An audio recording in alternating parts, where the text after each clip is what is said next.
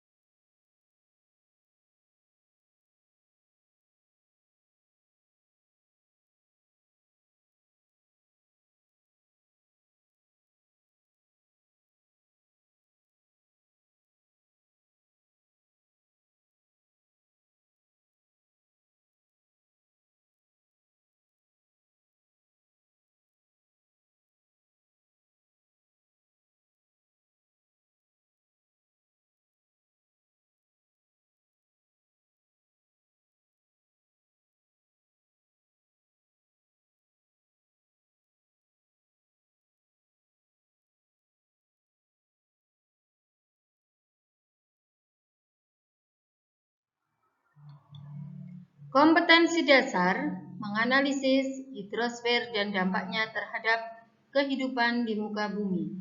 Tujuan pembelajaran kita kali ini adalah yang pertama, mengidentifikasi unsur-unsur siklus hidrologi. Yang kedua, mengidentifikasi berbagai jenis perairan. Ketiga, mendeskripsikan manfaat hidrosfer bagi kehidupan. Dan yang terakhir adalah mengidentifikasi dampak hidrosfer bagi kehidupan. Oke, sekarang kita bahas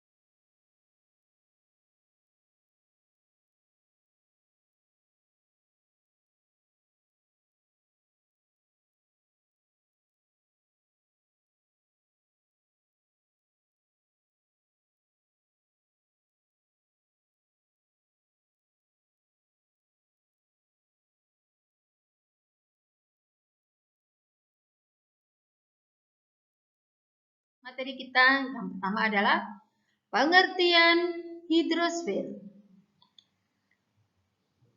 Hidrosfer berasal dari kata hidro dan sphere. Hidro yang berarti adalah air, sphere lapisan. Jadi lapisan air. Lapisan air di sini adalah baik air permukaan maupun air laut. Hampir 3/4 permukaan bumi tertutup oleh air, baik air yang berasal di darat maupun yang berada di laut. Kita tahu bahwa air di muka bumi itu jumlahnya relatif tetap, tetapi yang berubah hanya wujudnya saja. Misal, pada musim panas, es mencair, sedangkan pada musim dingin, air menjadi membeku. Kemudian, karena jumlahnya relatif tetap itu, maka terjadilah sebuah siklus hidrologi. Ini laut. Air yang menguap itu disebut dengan evaporasi. Titik-titik uap air ini akan berkumpul, maka disebut dengan kondensasi. Titik-titik uap air yang terbawa oleh angin secara mendatar disebut dengan adveksi. Ini ya. Kemudian kaitannya dengan penguapan itu ada evapotranspirasi. Evapotranspirasi itu adalah penguapan dari benda hidup maupun maupun benda mati. Kemudian kalau dari tanaman disebut dengan transpirasi. Kata kuncinya adalah T, tanaman. Oke, bisa diterima. Kemudian terbawa oleh angin tadi sampai daratan, sudah jenuh tidak kuat, maka turunlah hujan. Disebut dengan presipitasi. Hujan ini adalah yang langsung mengalir di permukaan, namanya runoff, contohnya sungai. Kemudian ada juga yang meresap ke dalam tanah, disebut dengan infiltrasi, yang nantinya akan menjadi air tanah. Air tanah ini mengalir dengan perkolasi menuju ke laut. Inilah siklus hidrologi. Siklus hidrologi dibedakan menjadi 3. Ada siklus pendek, siklus sedang, dan siklus panjang. Apa sih beda dari ketiga siklus tersebut? Mari kita perhatikan gambar berikut. Ini gambarnya. Siklus pendek yaitu air yang menguap di laut turun juga di laut. Maka pendek ya, dari laut kembali ke laut. Kalau siklus sedang, ini gambar ini ada daratan, maka penguapan dari laut mengalami kondensasi terbawa oleh angin, turunlah hujan di daratan. Jadi ini kalau sedang itu sampai dengan daratan. Kemudian apa bedanya dengan siklus panjang? Kalau siklus panjang itu sampai dengan daerah dataran tinggi. Bisa ini ya, dataran tinggi, daerah pegunungan. Kemudian kalau di sini ketinggiannya sangat tinggi, maka bisa mengakibatkan turun salju. Biasanya daerah sedang, daerah sangat dingin. Kalau di kita di Indonesia ada Puncak Jaya Wijaya. Oke. Itu tentang siklus hidrologi. Ingat, kalau siklus pendek dari laut kembali ke laut, kalau siklus sedang dari laut ke daratan, kalau siklus panjang dari laut ke daerah dataran tinggi. Sekarang macam-macam perairan, ada perairan darat dan perairan laut. Sekarang kita bahas yang darat dulu. Ada air tanah, tadi air yang meresap ke dalam tanah tadi ya, air tanah. Ada rawa, rawa itu daerah nyemek-nyemek, tahu kan nyemek-nyemek itu? Daerah rawa itu biasanya di tepi pantai. Kemudian ada danau dan juga ada sungai. Sekarang kita bahas satu persatu. Yang pertama ada sungai. Ya, sungai. Sungai itu berdasarkan arah alirannya dibedakan menjadi 5. Konsekuen, ini kaya, konsekuen adalah arah aliran sungai sesuai dengan kemiringan batuan tersebut. Misalkan Sungai Progo yang berasal dari Gunung Merapi ya, turun ke daerah dataran rendah, itu konsekuen. Subsekuen, S ini, arah alirannya tegak lurus dengan induk sungainya, sekaligus bermuara pada sungai konsekuen, jadi mengarah ke konsekuen, contohnya Sungai Opak. Kemudian ada obsekuen, arah alirannya berlawanan dengan kemiringan lapisan batuan dan arah sungai konsekuen. Maksudnya air naik bukan loh ya, tetapi arahnya. Sini mesti daerah dataran rendah juga, tetapi ini kan berlawanan dengan konsekuen. Contohnya adalah pada daerah Kars Gunung Kidul, Jawa Tengah. Yang ketiga, yang keempat, ada insekuen adalah sungai yang arah alirannya tidak dikontrol oleh kemiringan lereng dan struktur batuan. Contohnya sungai yang ada di daerah dataran rendah yang berupa cekungan. Berarti insekuen itu adalah daerah cekungan. Ada resekuen, sungai yang mengalir searah dengan kemiringan lereng, namun sungai resekuen berkembang belakangan. Jadi ini sungai-sungai yang muncul belakangan ya, namanya itu adalah sungai resekuen. Kemudian pola aliran sungai. Ada dendritik seperti dahan, rektangular daerah patahan, pinet ini, trelis daerah lipatan, trelis lipatan, anular daerah cekungan, ada yang sejajar, radial sentripetal dan radial sentrifugal. Sentripetal menuju pusat, kalau sentrifugal meninggalkan pusat. Ini adalah gambar pola aliran sungai. Kemudian profil sungai itu dibedakan menjadi 3. Ada sungai bagian hulu itu adalah daerah atas, maka biasanya ini katakan berbentuk V. Bagian tengah itu adalah berbentuk U. Airnya juga masih agak deras ya. Kemudian sungai hilir berbentuk U melebar. Ini daerah ini banyak terjadi erosi. Alirannya pelan tetapi bentuknya melebar. Lebih jelasnya kita perhatikan gambar berikut.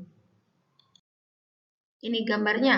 Ini daerah dataran tinggi, merupakan daerah hulu, daerah tengah. Ini adalah hilir. Ini nih delta, daerah dataran rendah.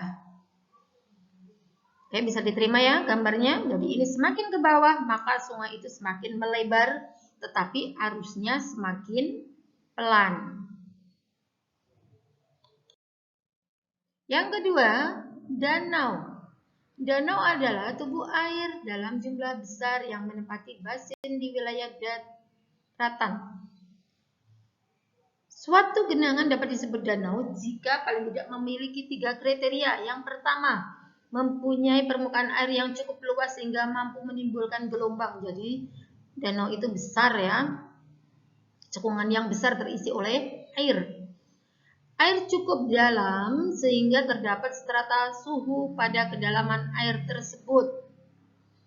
Vegetasi yang mengapung tidak cukup untuk menutupi seluruh permukaan danau. Jadi misalkan ada tanamannya di atas, tetapi tidak bisa menutup danau tersebut.